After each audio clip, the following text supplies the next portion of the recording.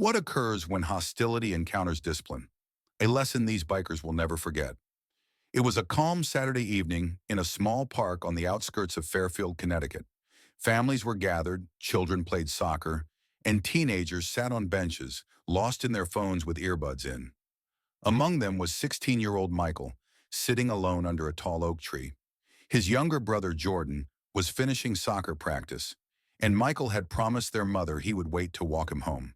Michael, dressed in a sharp black suit with a white shirt and polished shoes, kept to himself, flipping through a book. He didn't look up when the sound of motorcycles filled the air. Normally, it would just be a group passing by, their engines echoing louder than necessary in the quiet park. But this time was different. The bikers didn't ride past. They stopped, parking near the soccer field. 5 of them, clad in leather jackets and dark jeans, stood out starkly against the families around them. They weren't laughing or chatting. Instead, they scanned the park, their eyes locking onto Michael as if he were a target. Michael noticed them too. He glanced up briefly, catching their stares. He wasn't one to jump to conclusions, but the way they looked at him made him uneasy. He returned to his book, forcing himself to stay calm. However, calmness doesn't last long when you're being watched. The bikers didn't stay by their bikes.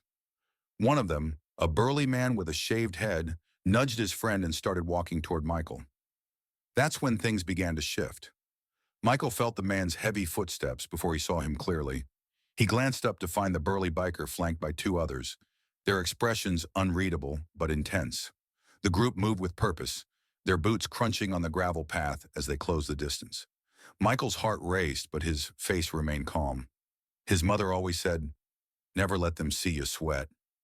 He thought of her voice, steady and grounding, as he bookmarked his page and set the book aside.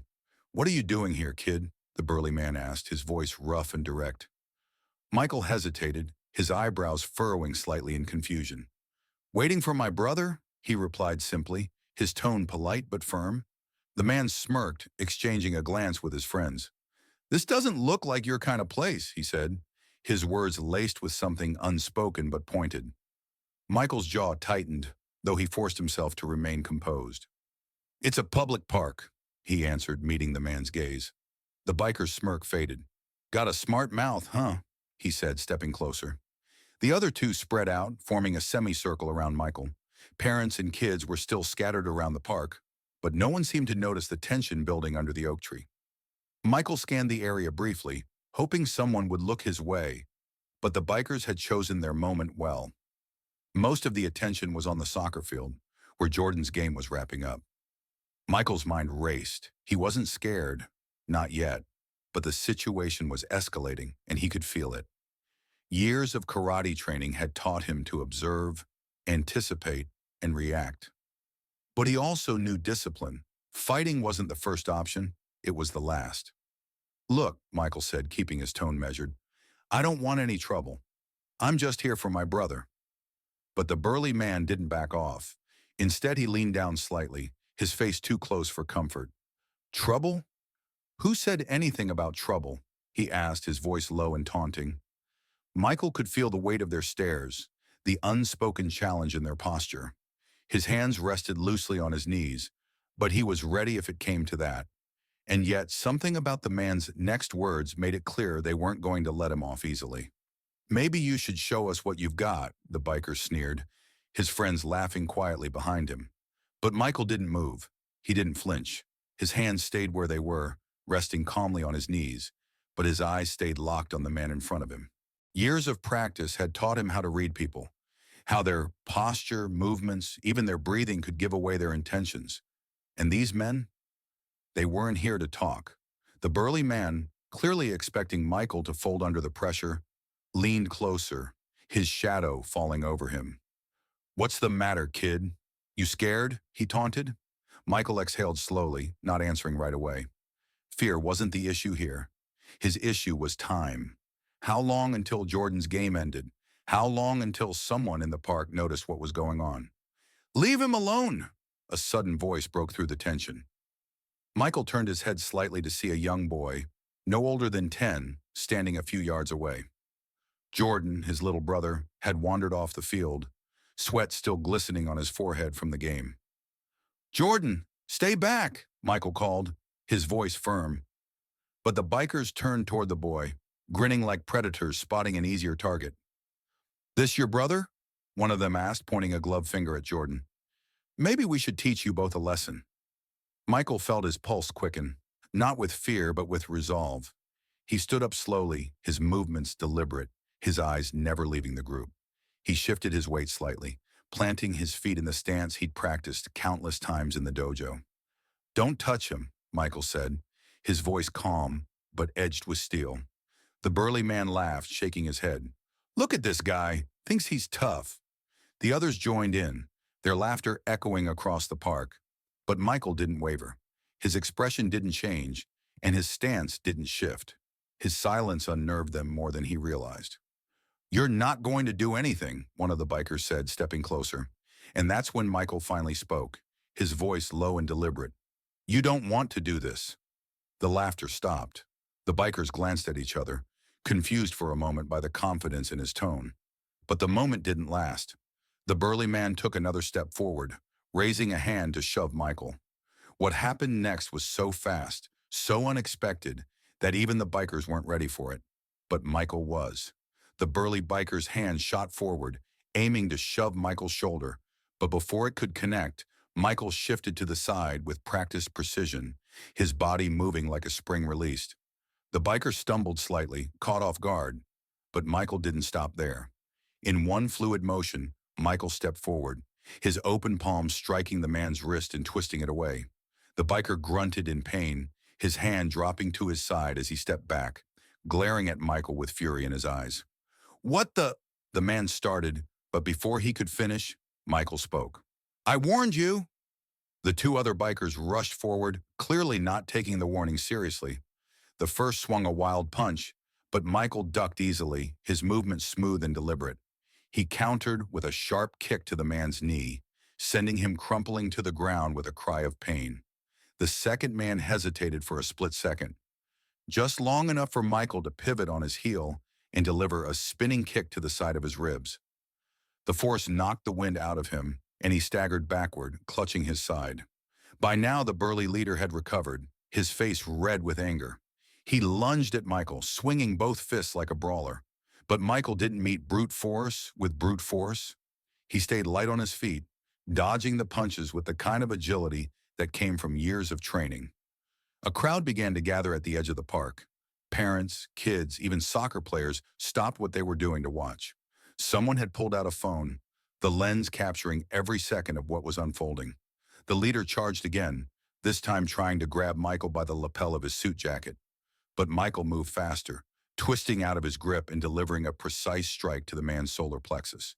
The biker stumbled backward, gasping for air, his tough exterior cracking in the face of Michael's calm control. "Enough," Michael said, his voice loud enough to echo across the park.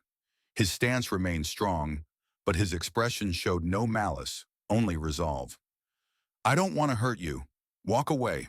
For a moment it seemed like the bikers might listen. The leader wheezed, holding his chest as he glared at Michael. The two others were still on the ground, one clutching his knee, the other his ribs. The tension in the air was thick, but Michael didn't flinch. "Let's go," the leader finally growled, waving at his friends to follow. They limped back to their bikes, muttering curses under their breath as they started their engines. But just as they began to pull away, the leader turned back, pointing a finger at Michael. "This ain't over, kid," he spat before roaring off with his crew. Michael didn't respond. He stood there, his breathing steady, as the sound of their engines faded into the distance. Around him the crowd began to applaud, murmurs of admiration and disbelief rippling through the group.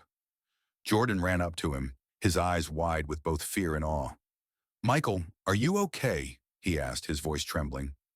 Michael knelt down, putting a hand on his brother's shoulder. "I'm fine," he said, offering a small smile.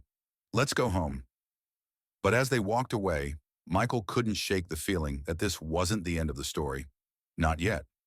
Michael and Jordan walked home in silence, their sneakers tapping softly against the sidewalk. Jordan kept sneaking glances at his older brother, his expression a mix of awe and worry. Finally, he couldn't hold it in any longer. "Michael," Jordan said, his voice barely above a whisper, "how did you do all that?" I mean, they were huge and there were three of them. Michael chuckled softly, shaking his head. It's not about being bigger, Jordan, he explained. It's about being prepared, staying calm, and knowing when to act. Jordan frowned. But what if they come back? That guy said it wasn't over. Michael stopped walking, turning to face his little brother. If they do, we'll handle it. But listen to me, Jordan, he said, his tone serious. What happened today wasn't about fighting. It was about standing up for myself and for you. But violence isn't the answer, unless it's the only option. Jordan nodded slowly, processing his brother's words. Michael placed a hand on his shoulder, giving it a reassuring squeeze. Remember, it's not about proving how strong you are. It's about knowing your worth and refusing to let anyone take that away from you. When they got home, their mom was waiting on the porch, her arms crossed and a concerned look on her face. You're late, she said, her voice tinged with worry.